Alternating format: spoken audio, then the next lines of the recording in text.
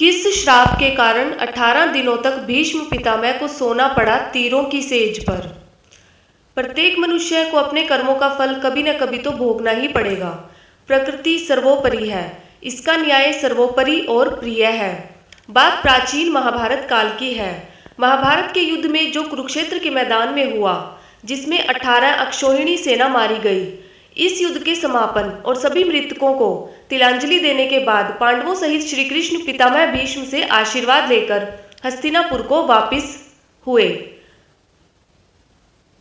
तब श्री कृष्ण को रोककर पितामह ने श्री कृष्ण से पूछा, हे मधुसूदन, मेरे कौन से कर्म का फल है जो मैं इस सरसैया पर पड़ा हुआ हूँ।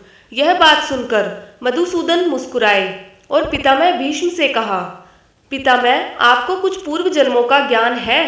इस पर पितामह ने कहा, हाँ श्री कृष्ण, मुझे अपने 100 जन्म याद है।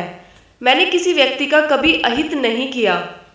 इस पर श्री कृष्ण मुस्कुराए और बोले, पितामह, आपने ठीक कहा है, आपने कभी किसी को कष्ट नहीं दिया, लेकिन 101वें पूर्व जन्म में आज की तरह तुमने तब भी राजवंश में जन्म लिया था और अपने पुण्य कर्मों से बार बार राजवंश में जन्म लेते रहे।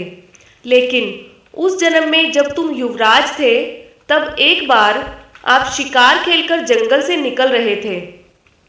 तभी आपके घोड़े के अग्रभाग पर एक करकेंटा एक वृक्ष से नीचे गिरा।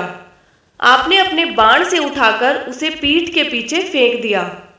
उस समय वह बेरिया के पेड़ पर जाकर गिरा और बेरिया के कांटे उसकी पीठ में धंस गए, क्योंकि पीठ के बल ही जाकर गिरा था।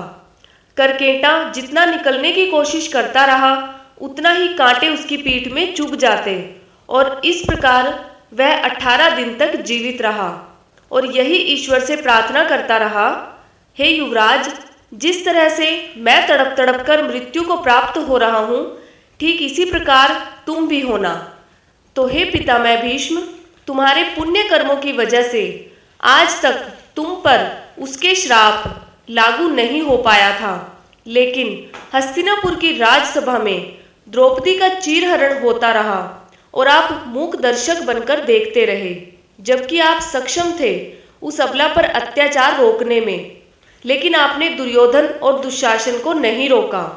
इसी कारण पितामह, आपके सारे पुण्य कर्म क्षीण हो गए और करकेंटा का श्राप आप पर लागू हो गया। अतः पितामह, प्रत्येक मनुष्य को अपने कर्मों का फल कभी न कभी तो भोगना ही पड़ेगा। प्रकृति सर्वोपरि है, इसका न्याय सर्वोपरि है। इसलिए पृथ्वी पर निवास करने वाले प्रत्येक प्राणी व जीव जंतु को भी भोगना पड़ता है और कर्मों के ही अनुसार जन्म होता है। दोस्तों, जानकारी अच्छी लगी हो तो कृपया चैनल को सब्सक्राइब करें। धन्यवाद। राधे राधे।